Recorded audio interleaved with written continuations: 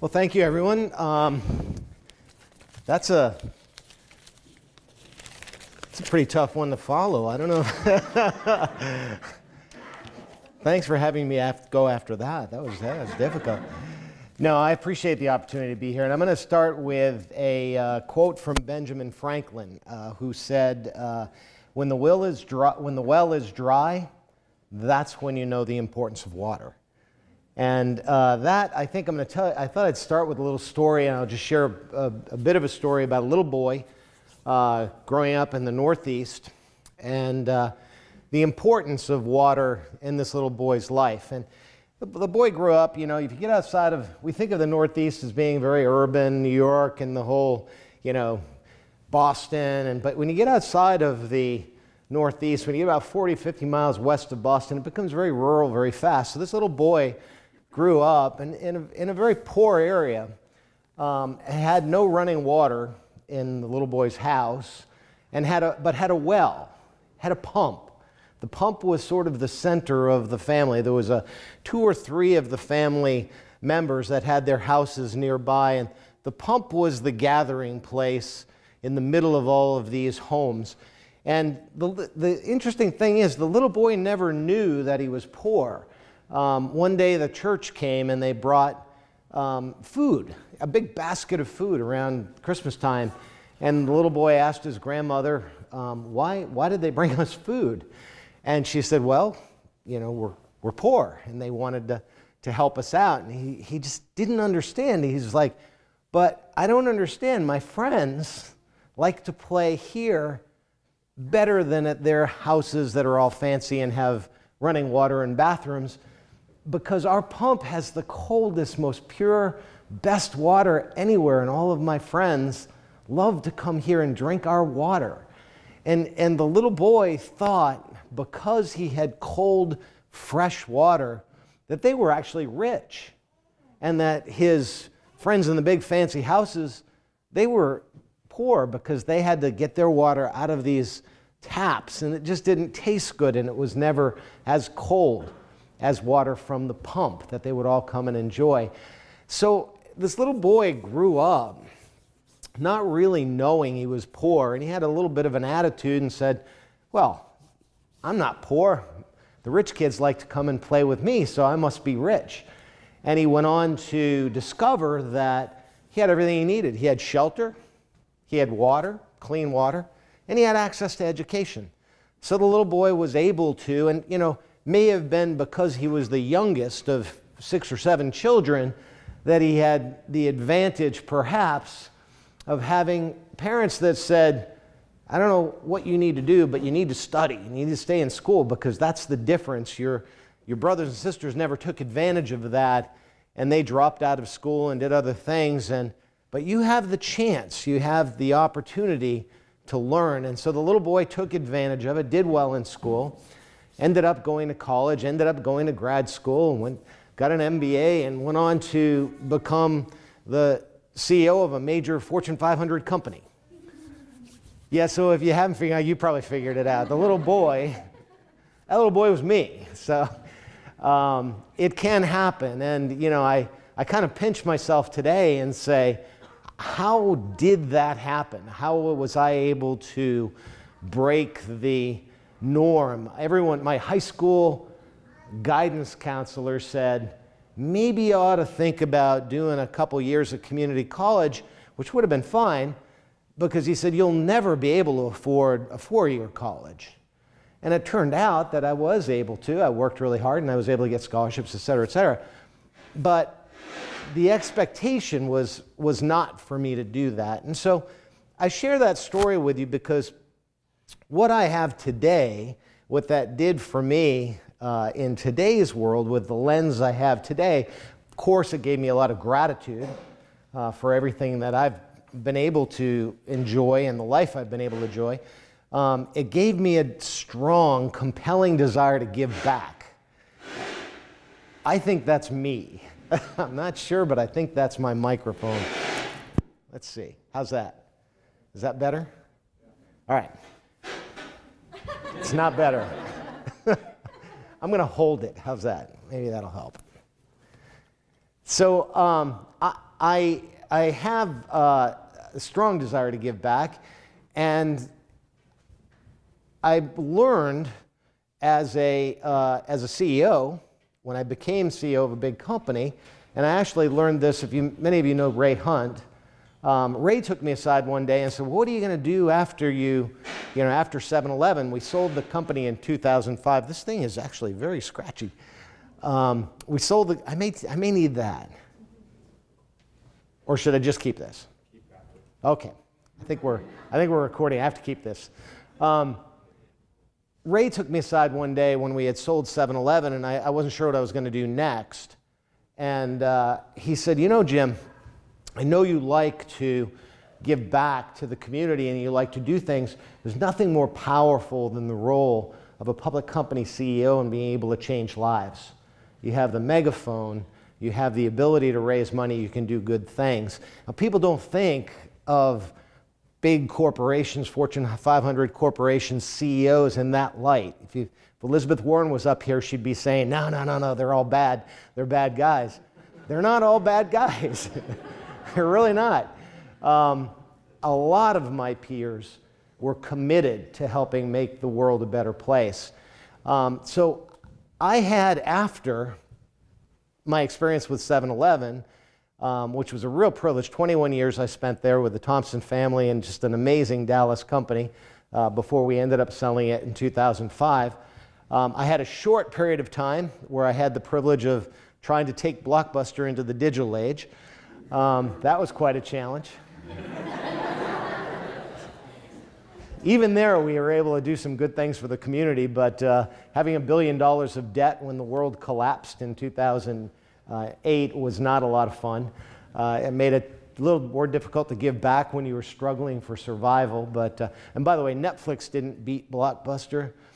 $1 billion of debt in a collapsed financial market beat Blockbuster, but that's a whole different story for another day.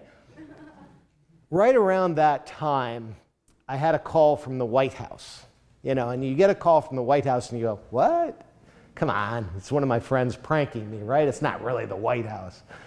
And it was during the Bush administration, George W., and they said, hey, we know you just sort of are in between. We'd like to talk to you about things you might want to do with the administration. So I said, okay, I'll come in, and I went up to the West Wing, and I'm meeting people, and I'm talking about different opportunities with the administration. And I didn't know what would come of it. Well, about a week later, I had a call, and they said, we'd like you to consider doing some work with the American Red Cross. We need someone to lead the organization. It's very much like 7-Eleven in that the chapters are kind of like franchises, and we've got a turnaround situation on our hands. This is after Katrina, when the Red Cross got a lot of grief. They didn't have a lot of systems and technology to be able to track dollars as they do today. They've made an incredible amount of progress. But they gave me the opportunity to take a look at that organization from the inside. Well, I ultimately decided I probably wasn't the right person, or it wasn't the right time for me to take a role as CEO of that organization, but I did agree I'd sit on the board. And that opportunity really helped to open my eyes.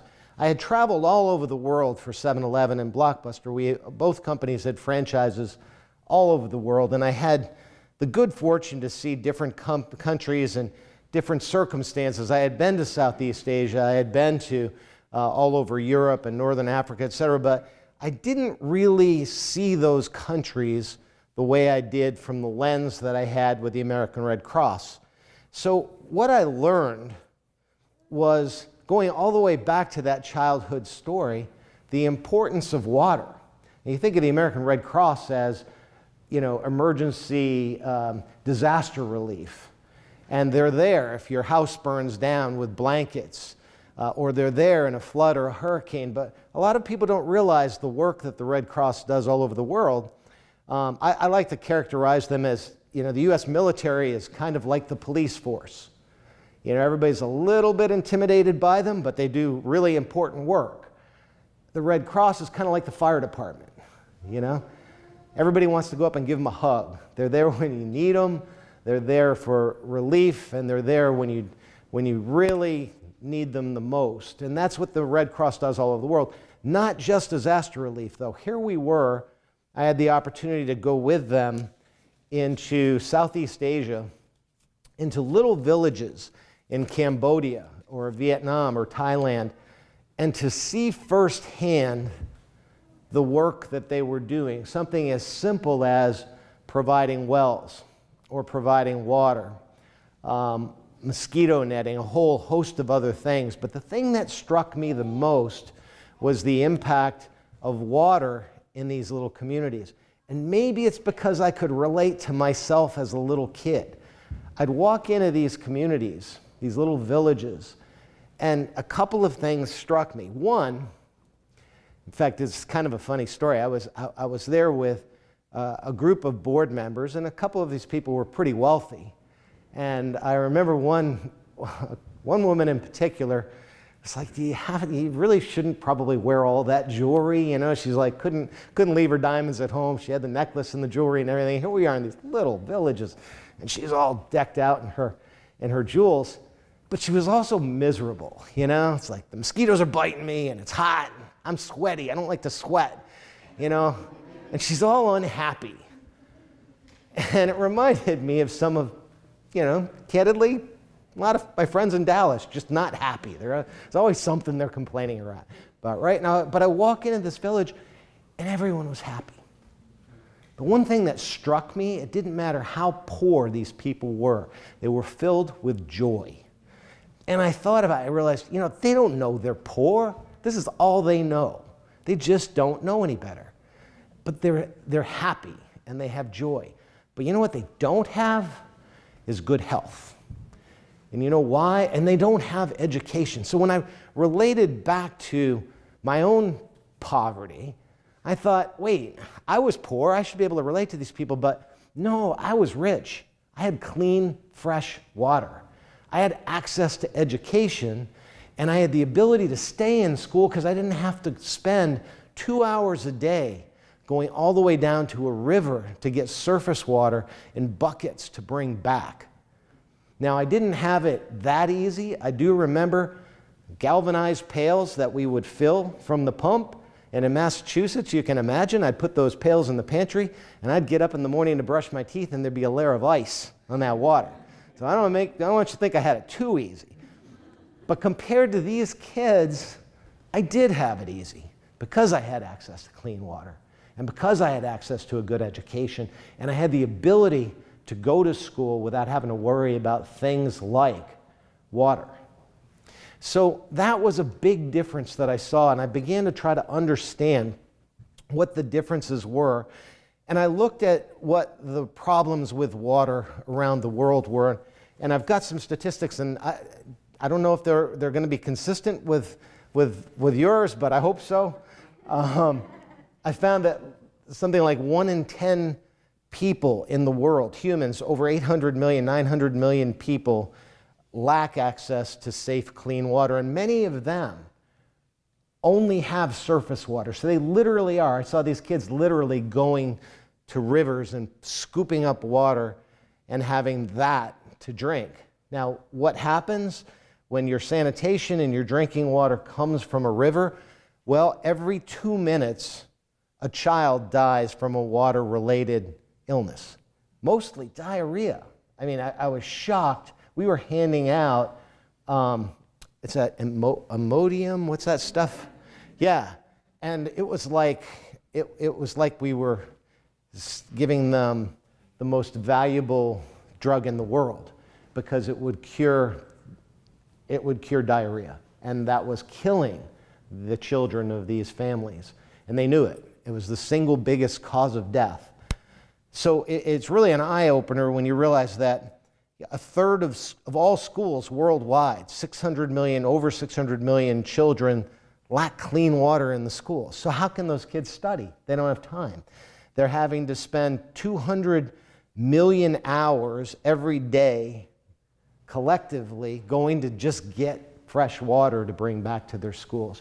So I was able to see the difference when you can put a water well in a school and the change that causes in the ability for those little kids to now get an education and to create a new life for themselves. It changes communities, it changes families, and it really is an eye-opener to see how much of an impact can be made. So I wanted to share that firsthand experience with you, to be able to say a couple of things. One, my learnings were clearly the importance of water. I heard a couple of times tonight, Jaime, I think you said water is life. I don't know if that's part of the, I guess it is part of your name, right? Yeah. Water is life, and life is about freedom, and education is freedom.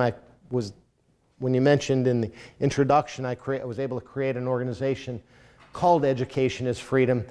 We have right here in Dallas, we have something like 20 of the public schools in the Dallas school system that have counselors in, just encouraging the young kids to be able to go to college, because everyone tends to be, many of these children tend to be programmed, as I was, that you're not supposed to go to college. You don't understand. You can't afford it. That's for rich people. And so we're in the schools telling everyone, you can. Anyone can. You do have access here to clean water. You do have access to really good education. Just got to grab it. Just got to take it. So if water is life, if life is about freedom, if education is freedom, then life without water is also then life without education, and everything falls apart. That's the opportunity that I believe we have in hand. So what can we all do?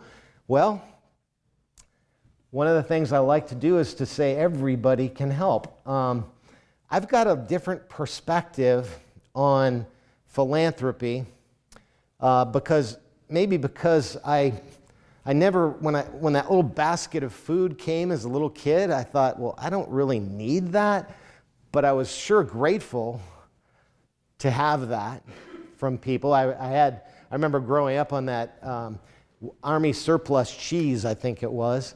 That was the best cheese I ever had. It was cheddar and it was free. And I ate a lot of it growing up. But what that gave me today is an awareness, and anytime I can share that awareness, I like to take the opportunity. That's why I accepted the invitation to come to speak tonight, because if I can help make people more aware that we can all contribute, everybody. And in little ways, it all adds up. Giving, to me, is not really philanthropy. To me, giving can be a very selfish act because it makes you feel really good. And so I encourage companies, when I talk to companies about philanthropy, I encourage them not to look at it as charity. Don't look at it as I'm writing a check and I just have to, forget about it. No, you can get a return on investment. If the philanthropy that you're giving to any way relates back to your employees wanting to work for your company and feeling better about the company that they work for, or indirectly helps to increase shareholder value, I don't think shareholder value and doing good for the public are mutually exclusive at all. I think companies can see them both as the same, and that you can do good and make more money at the same time, and it's okay if you do. Even on a personal basis, I encourage everybody to look at what you can do, because it's not really charity, it's selfish. Whenever I give, I feel better about giving. It makes you feel really good. There's nothing like being at a restaurant and having someone, a waiter, walk up to you, shake your hand and say, I'm in my third year of college now in a family that none of us went to school because you helped to start this organization. It's an incredible feeling, and it's very selfish because it feels so good, you want to do more of it. So I encourage everybody in your own little way to find a way to be able to do that. And through water, there may not be a better way. So you and I both, we can save lives, we can unlock education, we can increase prosperity, we can improve health, and we can feel good, all by doing a little something to help provide more clean water to the rest of the world. I hope you agree. Thank you very much for your patience. Thank you.